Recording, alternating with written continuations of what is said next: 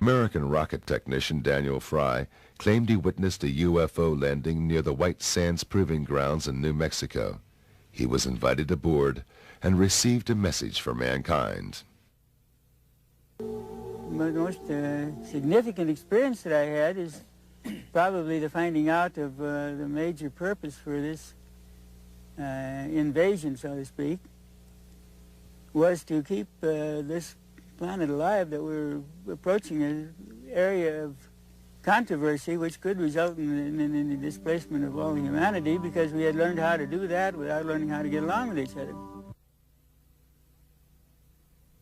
Later, Fry shot some films of unknown flying objects. Contactees and UFO enthusiasts met regularly at the giant rock in the Californian desert, at the site where contactee George Van Tassel claimed to have met space people, and where he later built, allegedly under their instruction, the Integraton, a generator to reactivate human cells and to charge them with cosmic energy, as claimed by Van Tassel.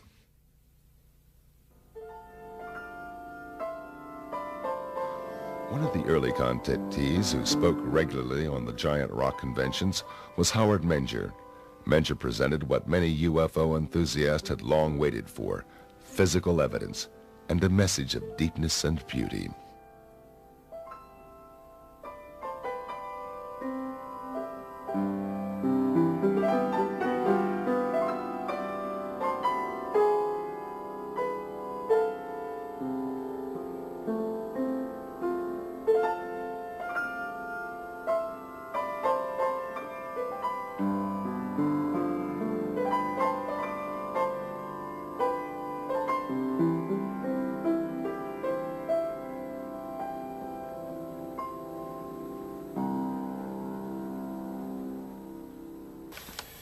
I was inspired by a trip to New York State in the Catskills. I was on my way up there under some kind of control.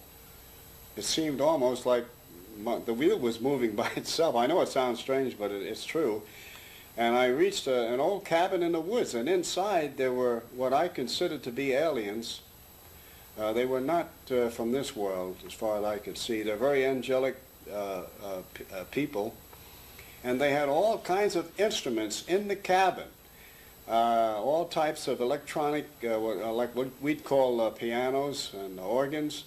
And on the wall, they had a 1-inch thick 2x2 television screen. And they could move it anywhere they wanted to. I think we're getting that nowadays. We're getting into that now, 35, 40 years later. But I went in there and they showed me the instruments, the musical instruments, and I expressed the wish that I could play the piano. And they said, well, maybe we can help you. I don't know what they did, but I could sit down after that visit to the cabin, after meeting these wonderful people, and I could play anything by ear. I think it all began when I was very young, approximately 10 years old, in the early 30s, when I went up into the woods, as I often did, and saw a beautiful lady on a rock with a stream going by. And I was really surprised, because first I thought it was one of the farm people, because there were farms nearby. But this woman wasn't dressed in a farm outfit. She was dressed in beautiful, flowing gown. And she had long blonde hair and gold-colored eyes. And she seemed to be waiting for me, as though she knew I'd be there. And when she spoke in perfect English and a beautiful voice. And I was only 10 years old, but I want to tell you, this was quite an experience. She was like an angel, like talking to an angel. And she seemed to know all about me. And she mentioned some things that would happen in the near future. She departed almost like a vision, just disappeared, and I went back home.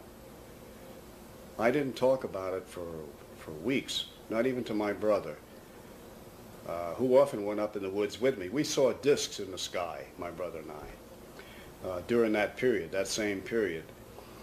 And as time went on, some of the things that she had predicted were coming true.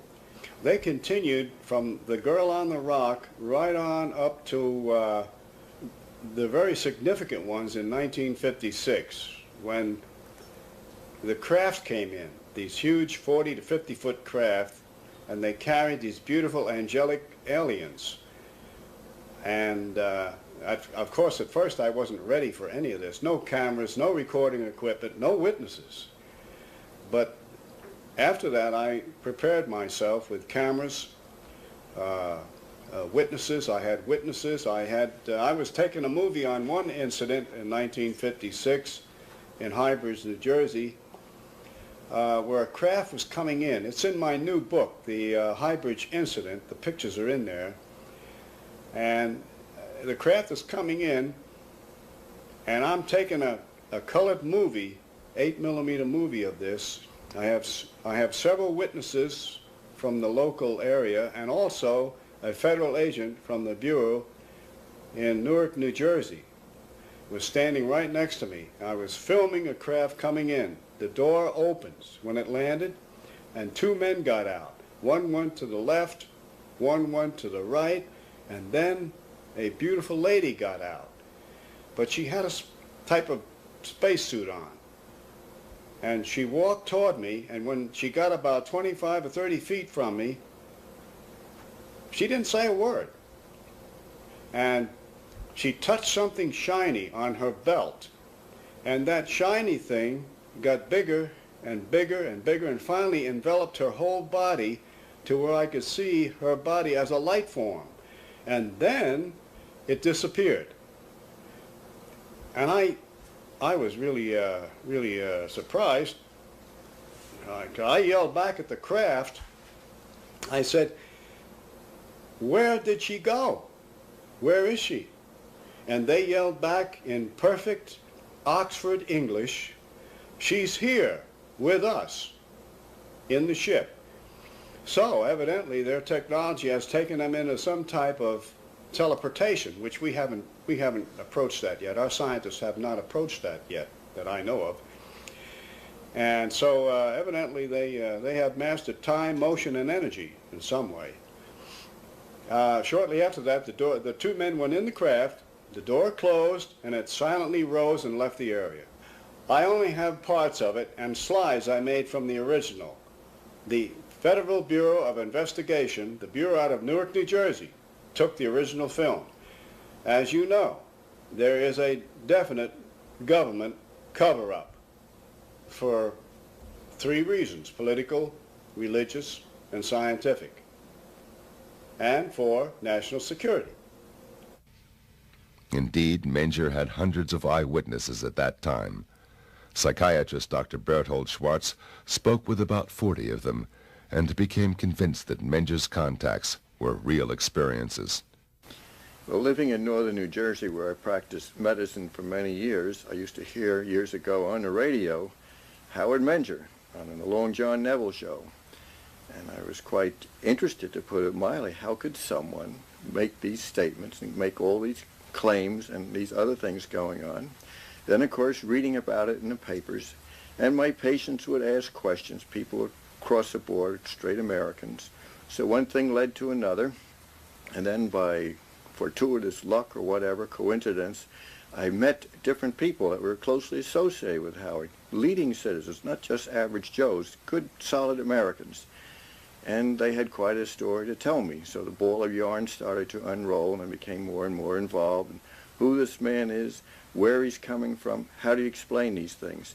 One man himself was quite a well-known inventor. He knew Howard's family. Another one was being reporter for the highest circulation paper in northern New Jersey, who happened to be a classmate of my roommate at Dartmouth College years ago. So I had a contact there. The fellow opened up. He did a whole series of stories, and he said, "I don't know this thing, but Howard is truthful. He's telling it as it is. The story never changes. It's the same way." And in that town of Washington, New Jersey, I interviewed this high school principal. At that time, I interviewed a blind lady, but a very refined woman of some note locally. And she told me quite a story with another teacher, and a physician. Oh, gosh, you name it. Another fellow lived in the south part where they have all the hunting, and he kept on the moon potatoes that Howard had, so-called, the specimen he picked up wherever he was, out in space, who knows. But these people swore by him. They told some extraordinary stories. What did those eyewitnesses see? What did they describe? Well, I remember once, of course, the craft or whatever they are, the lights in the sky and the landings in the field, the great sociological, psychosocial significance of thousands of people present. And again, through synchronicity or luck, I had this patient whose father happened to be in the state police of New Jersey, so they wouldn't, as a physician, they're usually most courteous to me, occupationally perhaps. I went in and they opened the door and they said, "We cannot explain this, we do not understand it, but yes, this is on the level, these strange things happen." And matter of fact, you couldn't shut them up, they had to go on and on. So, quite a story.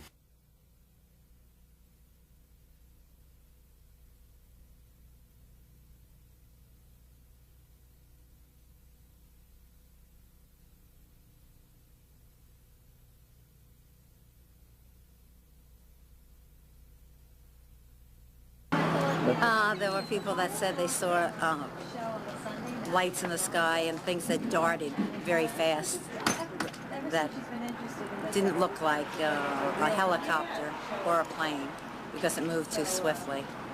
And I remember we all came down to look at the field where the flying saucer had landed, where he said it had landed.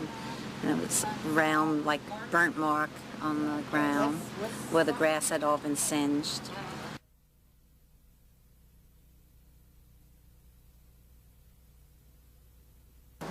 And in the 1950s, a young high school boy came to me and said this man was taking them up in the wood and showing them lights that glowed.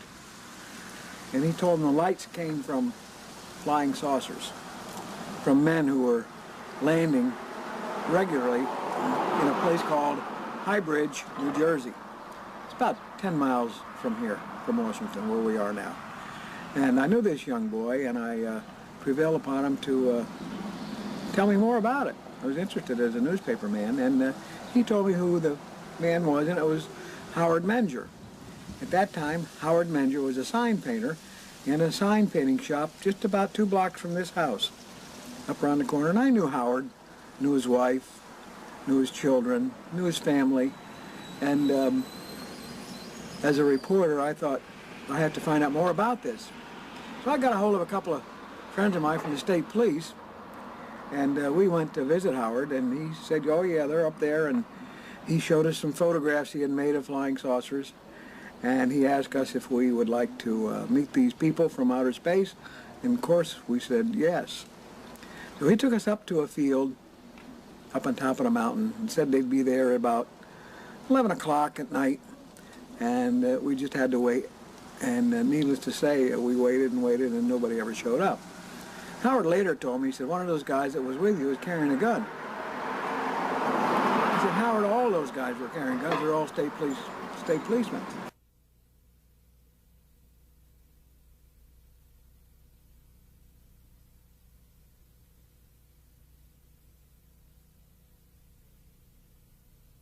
Well, one evening, he advised me that there would be a sighting, he believed, so I took a girl I was dating at the time, whose name was Dorothy, and a friend who worked for my father. His name was Richard Barry, and he was repairing televisions for my father. He was a student, I think, of Princeton at the time. I couldn't drive, I didn't have a license at the time. So Richard drove Dorothy and myself down there, and we met at Howard's house, sat in his kitchen, had cocoa, as I recall, and he said, let's go up into the woods and we'll see if, he said, I think the ships are here. So we did. And it was Howard, his wife Rose, his sister-in-law Mary, who I think was single at the time, myself, Dorothy, and Mr. Barry. So, and we broke up into groups. Howard and 2 of the women went one way, and myself and Mr. Barry and Dorothy went another way, and we walked down this wood trail, and we did see these pulsating lights in a ravine on the ground, and these were believed to be the he said they were scout ships. And they seemed to be translucent. Like you could see through them, and they seemed to have brighter cores inside, like a light bulb would do, or a vacuum tube would do. And they would change colors. They'd be pink, and then they'd be green, and then they'd be white, and whatever. And they just kind of seemed to hover over the ground. One of them did seem to put out a little light, which kind of went round us, I think, and then went back in again. And we were awestruck. There's no doubt about that. Remember, I'm 16 years old and never saw anything like this in my life, and quite believed everything that we saw was, in fact, out of this world. So we went back down to his house, and he said, I think one of the alien people trust this group, and they're going to make themselves visible. So we went out and stood in his backyard, and in a lawn area, and it goes up to a hillside. It was in meadows. And within a short period of time, Howard says, look, here comes one now. And there was this kind of ghosty apparition of a human figure, which kind of floated across the meadow. I remember he kind of went over a fence, kind of just floated over a barbed wire fence, and came near to us, but not that near that you could distinguish any features. I'm talking maybe several hundred feet. And then he faded away back into the woodland. And that was it. And we went back to the house, and we were just like, whoa. Greatest thing that ever was. Another incident I recall vividly, Augie Roberts, the photographer who was documented so much of this from the early days forward, was once at Howard's house, where Howard was, just after a whole series of exciting events out in the field with the craft landing, whatever the thing was. And Howard was alone in the house. Augie knew that. And yet Howard was carrying on a conversation with another voice. Now, unless Howard is the world's greatest ventriloquist, which to my knowledge he isn't, Augie said, what is going on here? One of the curious who wanted to see firsthand what was behind Menger's contacts was the young journalist Constance Michels. She was so fascinated by the young contactee that she fell in love and married Howard Menger in 1958. Shortly after that, she had her own first UFO encounter. I have never seen a landed disc, but one evening shortly after we were married, we were coming home from grocery shopping, and as we came up on the hill on the farm, we parked the car against the fence, and there was a big luminous pearl-like spherical shape right above the trees over the next field. And Howard stopped. He said, look. And I said, oh, wait, I've got to get my camera. And by the time I got to the station wagon, turn around and get the camera, it was gone. That was one of the times. When we were on our honeymoon in Las Vegas, we saw the same pearl-like iridescent globular disc.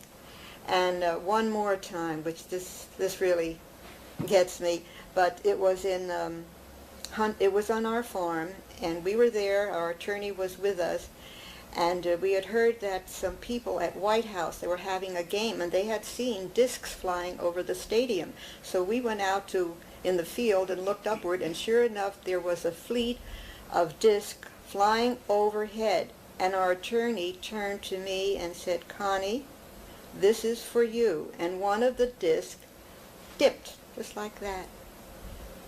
And that was that day, or that week, I became cognizant of the fact that I was pregnant. I was with child, our first child. Howard Menger is a truthful person who's had some extraordinary experiences, and as I think he says himself, he cannot explain them, he doesn't understand them. My impression of Howard Menger was that he was a man who most people would like. He was quiet, he was calm, he appeared to be a very thoughtful man.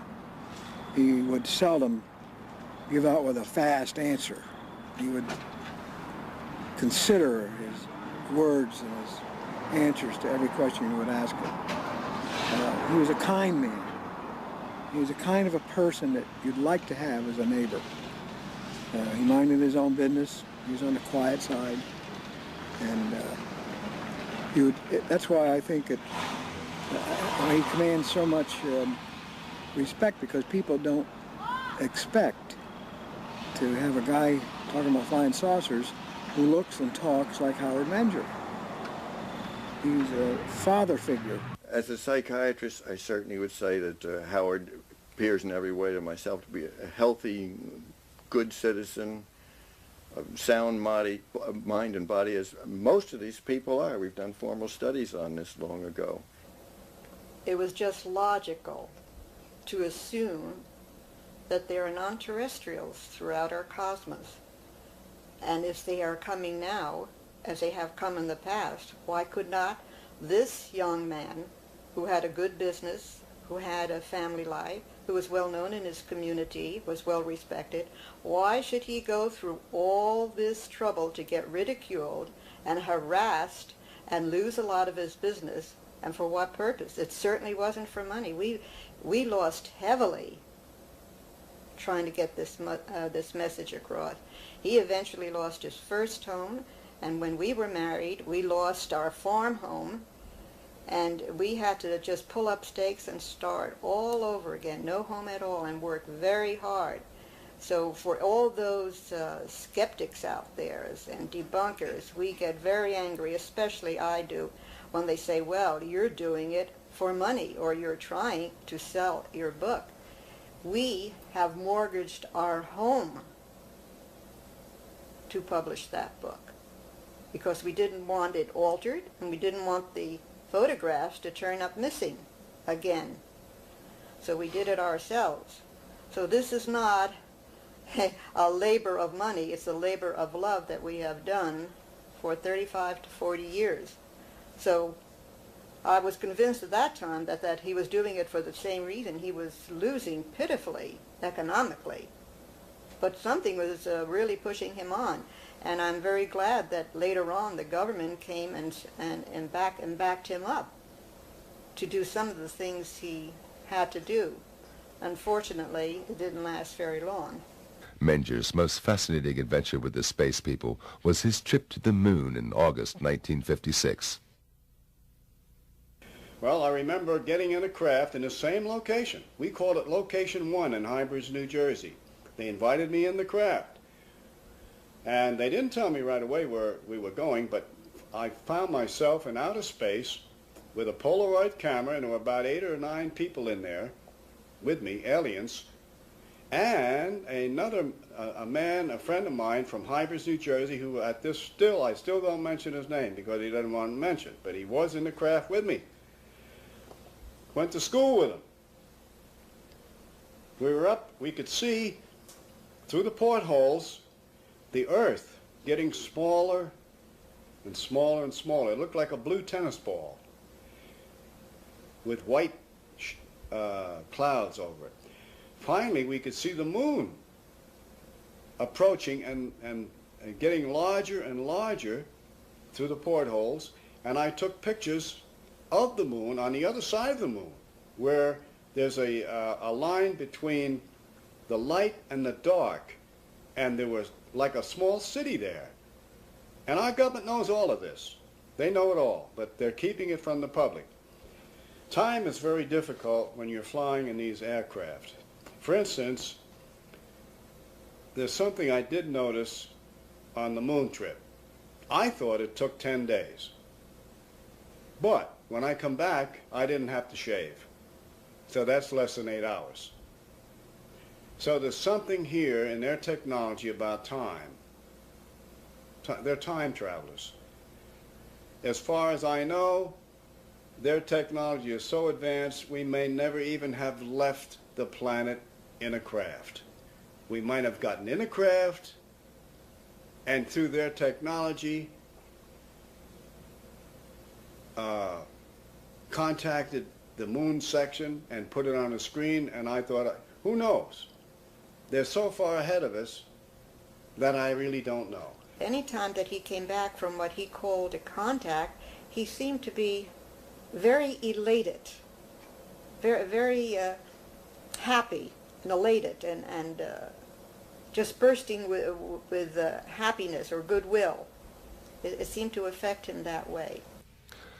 The early phase of his contacts with the extraterrestrial visitors inspired Menger to develop theories about electromagnetism and gravitation, and to experiment with exotic UFO propulsions on this base.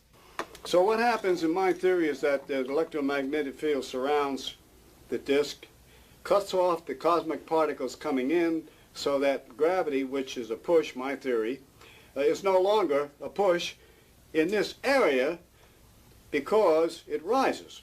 Allowing it to rise, it cancels out the push that I call gravity. That's my own explanation. Now, whether it's true or not, you know what? I don't really know.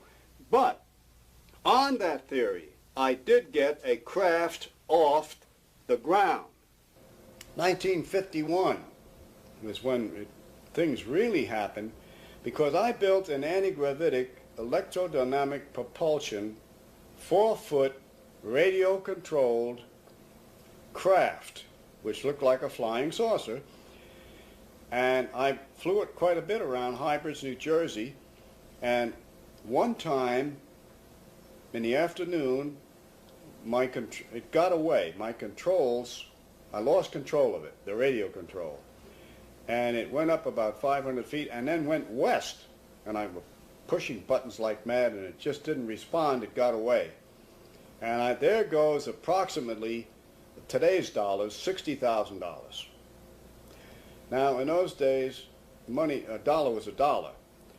And it took me 2 or 3 years, a period of that time, to come up saving that kind of money and buying the parts to build a craft like that. But it was successful because 2 weeks later, FBI agents came out of Newark, New Jersey, to my shop in Washington, New Jersey. I had a machine shop and sign shop there. And they said, "Howard Menger?" I said, "Yes." They said, "Well, we want to tell you that your craft crashed," and they showed me the pieces, on the Ohio-Pennsylvania border, which is several hundred miles from Hybrids, New Jersey. So that, and it crashed. I don't know whether it hit a tree or what happened.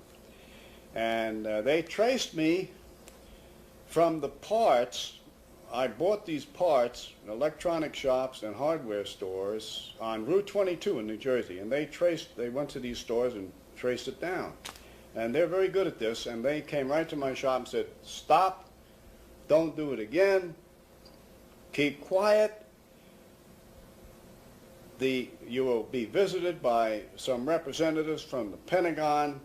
They are interested in the propulsion system." So, by the time in the late 50s, they kept coming back in this and that. Now, I didn't put a lot in the book about this because they said not to. But in the 60s, they didn't have a contract, as you spoke of, but they did sponsor me to go to Colorado Springs and actually build, in cooperation with 80 other scientists, engineers, and all types of men who knew what they were doing, build a between 40, 50-foot craft, and it flew successfully. And we were shushed up, none of us could talk, and it was a wonderful experience, all paid for by the government. I have a picture of a Mercedes-Benz that the government paid for me to travel back and forth, Colorado Springs and Hybrids, New Jersey. The deal with the government had its price. Menger had to leave the UFO movement completely. Yes, they did silence me. I silenced voluntarily because of national security, which was their biggest reason. And being a patriotic citizen and a veteran of the United States Army intelligence back in World War II, yes, I did keep quiet for security reasons. Because in those days, the Soviet Union was at odds with us. They were our enemies. And they didn't want this technology or any of this out for fear that it would get in the wrong hands and used against us. For a time there, we had to give it up entirely any contacts with UFOs and Howard was gone so much of the time. He was involved with the government, which it's very difficult for the family. I want to tell you, when you're dealing in intelligence work, it's very difficult for wife and family because your husband can't tell you exactly what he's doing or where he's going or when and if he's coming back. And that's all left up to conjecture, and it gets to be very uncomfortable at times. And however, that was resolved eventually, and Howard decided to give it all up and just devote his time to me and to the children and to his work until such times it would be more appropriate for us to talk about his experiences and our experiences together. But his life, his thinking, still was overshadowed by his experiences with the space people. They even influenced the life of his children, Heidi and Eric. Deeply. Yeah, the philosophy was probably the best thing they gave me anyway. Mm-hmm. I think it's given me a good open-mindedness and a good stable foundation. And that's probably the best thing, if anything, that they gave us. It gave me the niche to my music because I'm a musician and I went through all types of music from Baroque, opera, jazz, modern music, and the only way I really found the way I wanted to go was through the faith that I have in it. It was really from the core of our family that I got that faith. You're dealing with a human being who's had an extraordinary experience and is bursting with knowledge and wants to tell all that he knows, but sometimes cannot. And it leaks out over the years, and persistent questioning and going over the events very carefully, trying to remember what I call parables that the non-terrestrials told him, trying to figure it out ourselves, what they meant, what the knowledge was, and realizing that it was we who had to do the searching and find out what it all meant, that we were not going to be given a textbook for aliens. We had to figure it out ourselves. And when we finally did, we found out that we had it in us all the time because we've been seeded by our non-terrestrial ancestors. So it was there. It just had to be probed, which means that we didn't lead an average, normal, everyday life. Although we did this to maintain family, our minds were always probing and always interested in reaching into that exciting field of non-terrestrials and what it really meant to us as humankind, because there's more to us than one can ever imagine. When the space people ended their contact with Menger in 1958, they left many unanswered questions. Well, they left. The original angelic people that I talked with years ago in the 50s, in the 30s, A Girl on a Rock, and then the 50s, and the many trips in the craft, they said that they would be back in 2012, that they go in cycles, but I believe that they are time travelers, and that they have bases on Venus, Mars, and many other planets. I asked them once, well, where did you come from? And they said, we have just come from the planet you call Venus. Well, that doesn't mean they're Venusians. They're travelers. They might have a base there. When our astronauts went to the moon and they came back, they were not moon men. They traveled there and back. They were Earth people. So who is to say where they come from? The one thing I'm sure is, almost sure, they don't come from this planet. And they're way ahead of us in political, scientific, and religious understanding. I asked them, why are you here? Well, are you here to heal people or solve all our problems and blah, blah, all this? He said, no, it is against our universal laws to interfere in any civilization which we descend upon. Your record, your history shows that your advanced civilizations have advanced on lower civilizations and have destroyed them. They've been here thousands of years ago when there was oceans where there is now land, and where there was then land, there are now oceans. And when they come back, the civilizations have gone down, disappeared, like Atlantis and some of the others. They come back to check on us. They are our ancestors. They helped us to rise up from Homo sapiens to where we are now, to a thinking human being who can make tools and who invent technological things to help humans live a better life. They said that they have laid down laws thousands of years ago that most of them are in our scriptures today. Various Bibles all over the world, holy books all over the world have come, they said, from extraterrestrial contacts, because they were considered gods in those days and looked up to and worshipped. We even made statues that looked like them. And so they said, all we have to do is read our scriptures, live the life it recommends in the scriptures. All the Bibles all over the world said, thou shalt not kill, don't kill. Don't covet your neighbor's wife, don't do that. Love thy neighbor, do that. Moses, Buddha, Jesus, all said all of these things. They were contacted by these aliens, angelic beings also.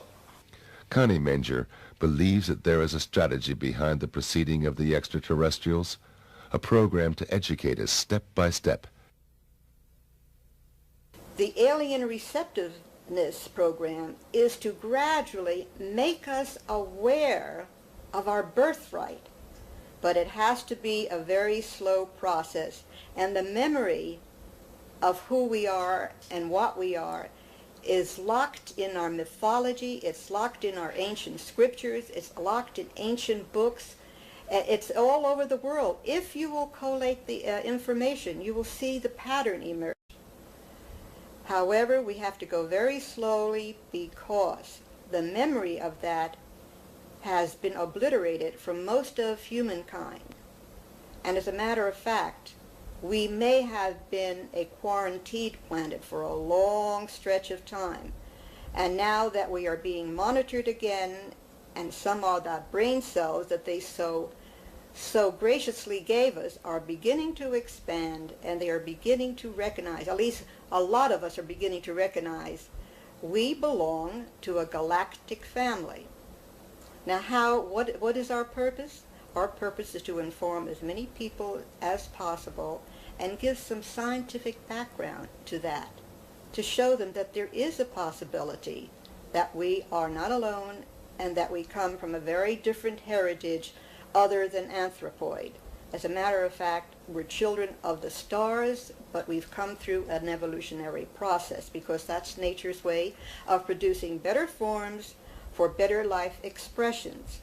They leak information out either by direct isolated contact cases and or holographic means to get the message out slowly so that the mind has a chance to adjust. There is a mental adjustment that needs to be done, and that needs to be done first on a slow scale, and then as it accelerates it will become worldwide. And that's where the consciousness upliftment comes in, that if once they know that there is others out there, and they're very much like us, and that's why they're sending those entities that look most like us and are probably very close to us biologically, as I said before, because they're our family.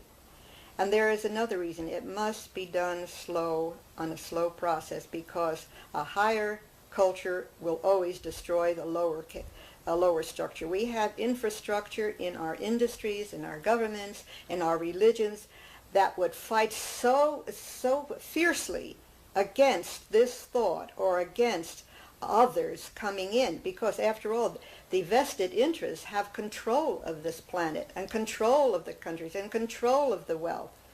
They don't want to have to deal with this on a hostile level. It has to be done slowly, and it has to be changing the mental set first. It's one reason they're here is for a spiritual reason, to develop us more on a spiritual level. Technology is advancing quicker and going further ahead than our spirituality, and that's very dangerous. Personally, I feel that we have to have a greater reverence for life, all life, greater respect for our planet, greater expression of intelligence between each other, and greater care and responsibility for everything that we do. We have to take responsibility and take charge for what is happening today, because that is the only way we can change it. And once we do these things, we become, I wouldn't like to use the word worthy, we become more receptive to contacts with other people.